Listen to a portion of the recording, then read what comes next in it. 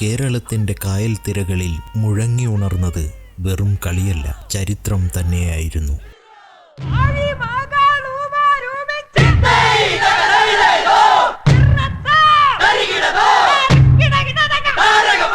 ഒരിക്കൽ ഈ നീണ്ട ചുണ്ടൻ വള്ളങ്ങൾ യുദ്ധത്തിനായാണ് നിർമ്മിക്കപ്പെട്ടത്.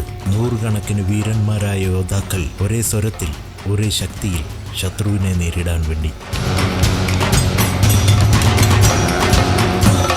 പിന്നീട് യുദ്ധം അവസാനിച്ചു. പക്ഷേ വള്ളം നിന്നില്ല. വള്ളം അതിൻ്റെ ഓട്ടം തുടർന്നുകൊണ്ടേയിരുന്നു. അത് ആഘോഷമായി, ഐക്യത്തിൻ്റെ പ്രതീകമായി മാറി. ഇന്നും കേരളത്തിൻ്റെ കായൽ പരപ്പുകളിൽ മുഴങ്ങുന്ന ആർപ്പുവിളികൾ ഓർമ്മിപ്പിക്കുന്നത് കേരളത്തിൻ്റെ ശക്തിയും സൗന്ദര്യവും ഐക്യവും ചേർന്നൊരു മഹോത്സവം തന്നെയാണ്, നമ്മുടെ കേരളീയരുടെ സ്വന്തം വള്ളംകളി.